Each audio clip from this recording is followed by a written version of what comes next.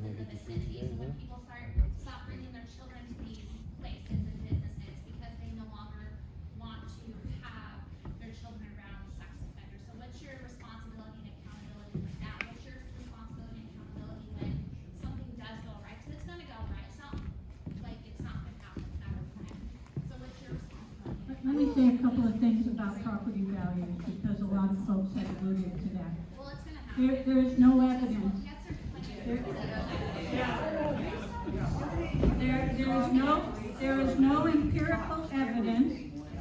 There is no empirical evidence that property values are going to be affected because this home exists. There's no empirical evidence of that right now. Secondly, all I can say to you is this. I, as an owner of Supreme Capital Holdings, these individuals as owners, we will be liable and responsible for whatever happens. If something happens, are you? We have a tremendous amount in our company, a tremendous amount of policies and procedures. We set up the best scenarios that we can potentially set up, given what we know at the time. And we, as I said, don't have a crystal ball. I can't read the future. Sex offenders and worse. Right? So what I do know is what we've done as a company to protect our staff, to protect other residents, and to protect the community at large. That's all I can give you today.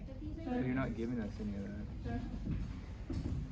You know, before everybody leaves here, the one thing I really want them to know is that the same legislators that made it illegal for the police to chase someone or catch someone when they're in your stolen car or committed a burglary are the same legislators that made the law so that this lady can do what she's proposing here. So I'm not defending her, don't get me wrong, because this residency should be stationed right next to a police station.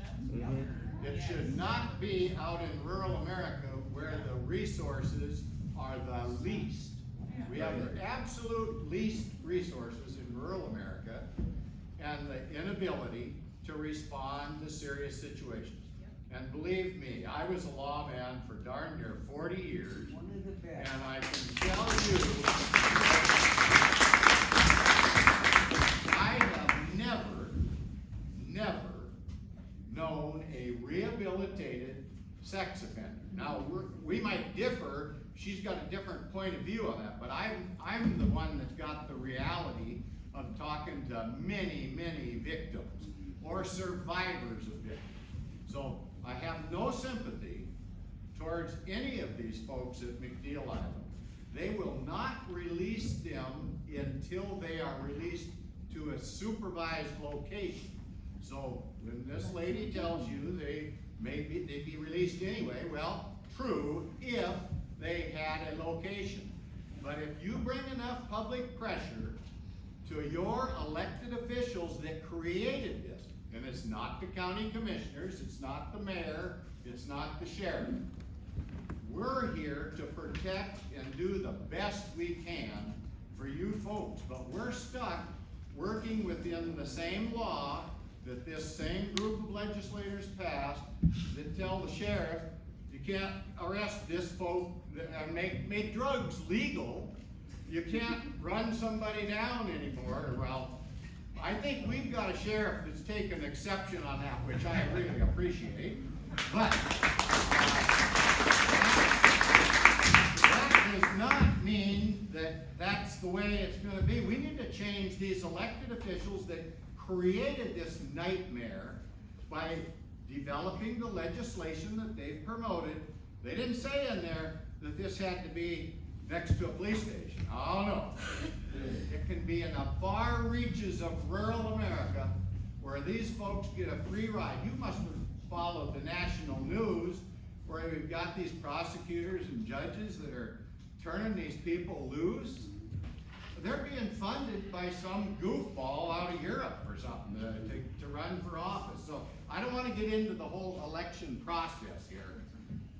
We as a society have got to quit endorsing deviant behavior in the name of individual rights and start holding people accountable. It applies to a lot of different things. I don't want you to take your hostilities out on this lady. She's running a for-profit business. That's what this is all about, is money and turning offenders loose into the community. And when she says they'll be held accountable, well, that might be, but it's gonna be a week or 6 weeks before they're apprehended again. What do you call them, Mayor? I wanna play off your last point. It's a for-profit business, right? That's right. And I mean, there's the guise of altruism that we're getting, but this is a for-profit business, so businesses' decisions are being made. That's likely why they're down here. Housing's cheaper, right? That's right. But there's also rules, right? My understanding is that it was initially supposed to be a 6-person facility. Is that true? No, we have batted around a whole variety of numbers. Okay, And and we it is settled- very important to have under 6. If you have 6, there's a county permit required. If you have 5, no permit required. This is a business decision. Started with 3. I have a question real quick before I do. Should ask Can you a I question. respond to one thing before I hear your question? Can you respond to what I said? The About 5, the number 5 is important. The And number it really five- just, it makes me feel real sleazy standing next to you hearing that, you know, to keep it under that number, avoiding permits, Sir. avoiding process. Sir, we have looked at the whole gamut of what would be possible for this property. And we settled on 5 because 5 felt the most comfortable to us programmatically. If the listing Now, right now me- for the jobs literally says 6 adult males. They wanted 6 until they found out they needed a permit, I think. I don't know what.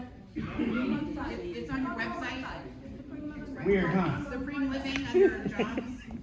That's weird. It's on your job. Yes. I'll look at Residential care that and see monitoring what it 6 is. adult male residents in Yeah. Archanino location. Weird. I'll look at it. Their initial application was for 3 residents last year. It was not. It was. We never made any application to anyone for 3 There residents. was not an application. I thought when that you were opening this facility, I reached out to Thurston County and our commissioners to see if there was a special use permit Yep. needed. Just like Wayne said, you don't need one over a certain amount of people. Uh-huh. Your facility was scheduled to put 3 men out there. I will That's not pull- correct. I will pull up my emails to support my. You said it wasn't There- correct, it's there- live on your So my website. There was no, at any time, there was no discussion about just putting 3 Okay, residents so there. Angela, my question is because I have to leave tonight, the reason I have to leave early is because your company did not inform the community or the Thurston County Commissioners until yesterday afternoon after the meeting. Mhm. That seems a little slimy to me because if this is such an important issue, you would have let people know that have busy schedules. There'd be more people here. So my question is, before I leave, is who do I contact above you to get questions answered? Because you have skirted around every question stating, this is the best answer I have. You did not come prepared to ensure us that our safety is going to be I don't think I could do anything to ensure you of that. So what All I can give you is what I know. And if and I don't think there's anything I can say to you that is gonna make you feel insured. And that's the problem, that we don't have confidence in you. I'm not sure what else we as Supreme Living could do. Okay, so what is the contact information that I can get from you guys before I I do have the details about how it's going to be covered. tree, ma'am. A phone tree. I don't know what you're describing. You have phone numbers of people who you're hoping to get to someone that's going to be able to be reached. No, ma'am, we are going to have 2 staff in the facility 24/7. Right, correct. When we Except get to if 5, someone- we're if going to someone have leaves- 3 staff in the If someone facility. leaves, if someone gets away, and you have to rely on some sort of correctional officer. Yep. And they're, like our correctional officer is telling you, there's not someone here. Oh, I've got a bunch of phone numbers. So you're gonna start calling. through this It's list not a of bunch of phone and numbers, we're going to have That's what a you phone said. number. That We're was what going you to said. have the CCO's phone number to contact. Okay, you're going to, you just We said. will. He We said. don't, So we you haven't don't been in the facility yet, so we don't know who he's assigned to. That's not part of the policy that's been crafted last 2 years that no one can see? Ma'am, there's nobody in the building yet, so I don't know Because who it the doesn't assigned be figured out people. before someone is in the building. That doesn't make any sense. So, there's nothing I can say. I've made every attempt No, to you provide, have- yes, I These can. are things that need to be worked out detail-wise. And I am sure that someone those is in details, there. I am assured, yeah, I'm assured that the details are there. I'm confident. So I'm gonna go way back. This gentleman in the back has been really kind. Go ahead, Oh, no. go ahead. Yeah, you're calling me. Thank you. Right back to him. So, you mentioned briefly, and I agree with Commissioner Edwards, a lot of this is legislative garbage. The whole, and I agree with Sheriff, the whole transient, when we get releases and they're transients, that was probably the most asinine thing our state has ever done. Yep. But are you going to have your address posted when those releases occur? Are we going to know that the folks that the releases coming?